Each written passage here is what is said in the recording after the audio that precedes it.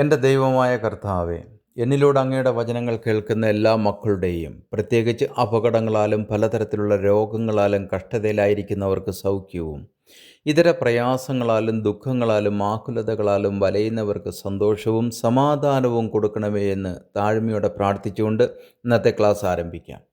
ഇന്ന് നമ്മൾ പഠിക്കുന്നത് വിശുദ്ധ ലൂക്കോസ് എഴുതിയ സുവിശേഷം 4-ാം അധ്യായമാണ്. എല്ലാവരും തയ്യാറല്ലേ? ഈ അധ്യായത്തിൽ പ്രധാനമായും നമ്മൾ പഠിക്കുന്നത് എന്തൊക്കെയെന്ന് നോക്കാം.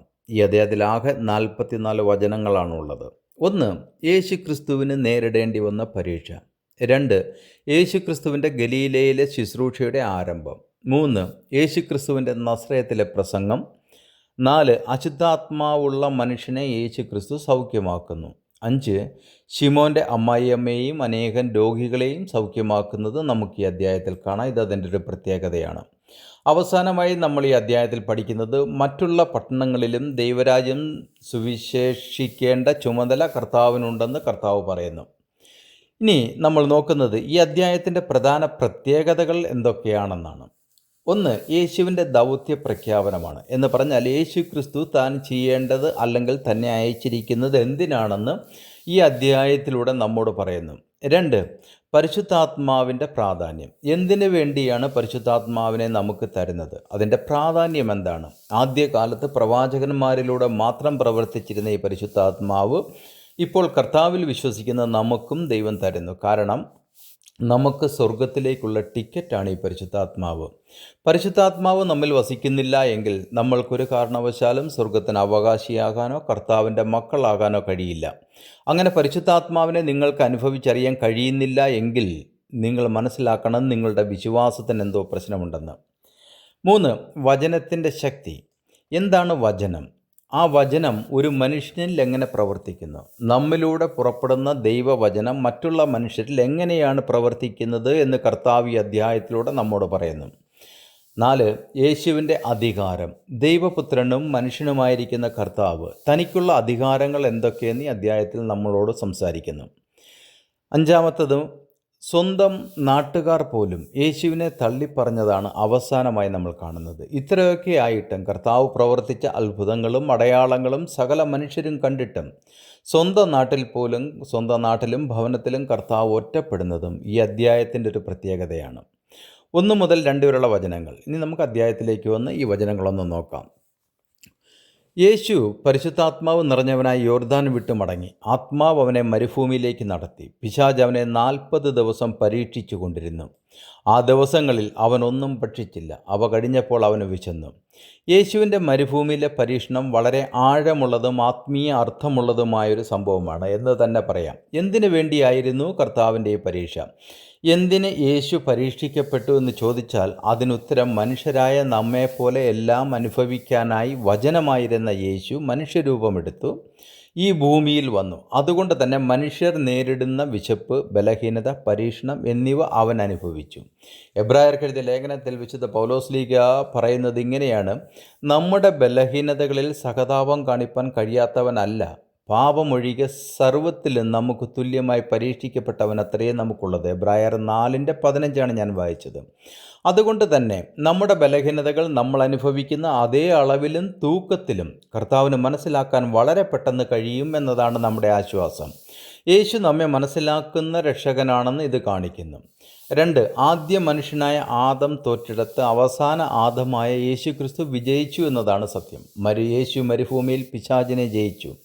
ആദം സമൃദ്ധിയിലായിരുന്നു, അതുകൊണ്ട് തന്നെ ആദം പരാജിതനായി. എന്നാൽ യേശു ക്രിസ്തുവോ വിശപ്പിലും ഏകാന്തതയിലുമായിരുന്നതിനാൽ അവന് ദൈവവുമായി കൂടുതൽ അടുക്കുവാൻ സാധിച്ചു. അതുകൊണ്ട് തന്നെ യേശു ക്രിസ്തു സാത്താനെ പരാജിതനാക്കി.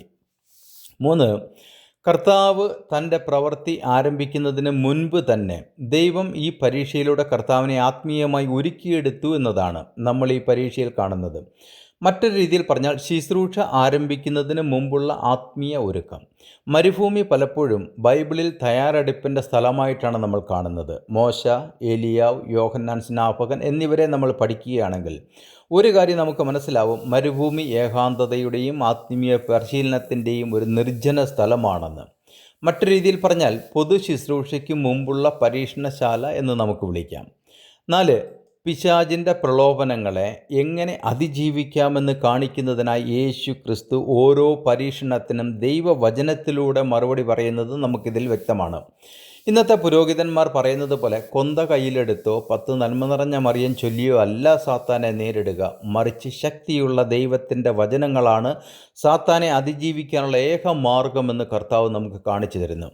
ഇത് വിശ്വാസികൾക്കുള്ള വലിയ പാഠമാണ്. ആത്മീയ പോരാട്ടത്തിൽ ദൈവവചനം നമ്മൾ ഓരോരുത്തരുടെയും ആയുധമാക്കി വെക്കണം എന്ന് നമ്മൾ തിരിച്ചറിയണം.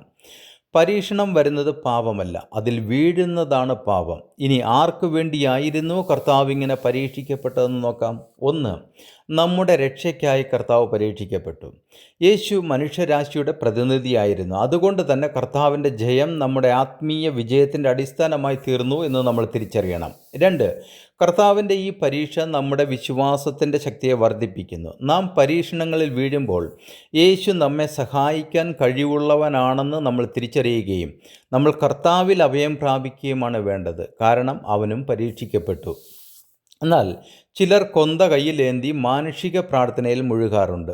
അത് തെറ്റാണ്. അങ്ങനെയല്ല വേണ്ടത്. നമ്മൾക്ക് പരീക്ഷകൾ ഉണ്ടാവുമ്പോൾ നമ്മളും ദൈവവചനം ഉരുവിട്ട് അതിൽ ശക്തിപ്പെടുകയാണ് വേണ്ടത്. കൊന്ത ചെല്ലാൻ ഉപയോഗിക്കുന്ന വചനങ്ങൾ ദൈവീകമല്ല, പിന്നെയോ അത് ഗബ്രിയേൽ മാലാഖയുടെ വാക്കുകളും എലിസബത്തിൻ്റെ വാക്കുകളുമാണ്. വിശുദ്ധ ബൈബിളിൽ ദൈവിക വചനങ്ങളുണ്ട്, സാത്താന്യ വചനങ്ങളുണ്ട്, മനുഷ്യൻ പറഞ്ഞ വചനങ്ങളുണ്ട്, മാലാഖമാരുടെ വചനങ്ങളുണ്ട്. ഇതിൽ കൊന്ത ചെല്ലാൻ ഉപയോഗിക്കുന്നത് മാലാഖ പറഞ്ഞ വചനവും മനുഷ്യനായ എലിസബത്തിൻ്റെ വചനവുമാണ് ഉപയോഗിക്കുന്നത്, ദൈവിക വചനമല്ല എന്ന് തിരിച്ചറിയുക. 3. കർത്താവിൻ്റെ ഈ വിജയം ദൈവരാജ്യത്തിൻ്റെ ആരംഭം പ്രഖ്യാപിക്കാനായി നടന്ന ഒരു ആത്മീയ യുദ്ധത്തിൻ്റെ തുടക്കമാണെന്ന് നമുക്ക് പറയാം. കാരണം ഓരോ വിശ്വാസിയും ഇങ്ങനെ പരീക്ഷിക്കപ്പെടുമെന്ന്. അപ്പോൾ നിങ്ങൾ കൊന്തയോ കുരിശോ അല്ല ആശ്രയം വെക്കേണ്ടത്, ദൈവത്തിൻ്റെ ജീവനുള്ള വചനത്തെയാണ് ആയുധമായി സ്വീകരിക്കേണ്ടതെന്ന് കർത്താവ് നമുക്ക് കാണിച്ചു തരുന്നു. ചില പുരോഹിത വർഗം വിശ്വാസികളെ തെറ്റിക്കാനായി പഠിപ്പിക്കുന്നത് കേട്ടിട്ടുണ്ട്. കൊന്ത ചൊല്ലിയാൽ ആ ഭവനത്തിൽ സാത്താൻ കടന്നു വരില്ലെന്ന്. എന്നാൽ കൊന്ത എങ്ങനെ ഒരു കുടുംബത്തെ നശിപ്പിക്കുന്നു എന്ന് ഇവർ തിരിച്ചറിയുന്നില്ല. ചിലത് പറയാം, കൊന്ത ചൊല്ലുന്ന ഭവനത്തിൽ ദൈവം വസിക്കില്ല, കാരണം അതൊരു വിഗ്രഹാരാധനയാണ്. 2. കൊന്ത ചൊല്ലുന്ന ഭവനത്തിൽ തലമുറകൾ നിന്നുപോകും. ഇനി ഒരു പുത്രൻ ജനിച്ചാൽ തന്നെ ആ പുത്രൻ ആ കുടുംബത്തിന് യാതൊരു ഉപകാരമില്ലാത്തതും അവനിലൂടെ തുടർന്നുള്ള തലമുറ അവസാനിക്കുകയും ചെയ്യും. 3. കൊന്ത ചൊല്ലുന്ന കുടുംബത്തിൽ എന്നും മാനസിക സമ്മർദ്ദം നിലനിൽക്കുകയും അവിടെ വസിക്കുന്നവർ പെട്ടെന്ന് രോഗികളായി തീരുന്നതും നമുക്ക് കാണാവുന്നതാണ്. 40 ദിവസം എന്നതിന് ബൈബിളിൽ പ്രത്യേക അർത്ഥം വല്ലതുമുണ്ടോ എന്ന് നോക്കാം.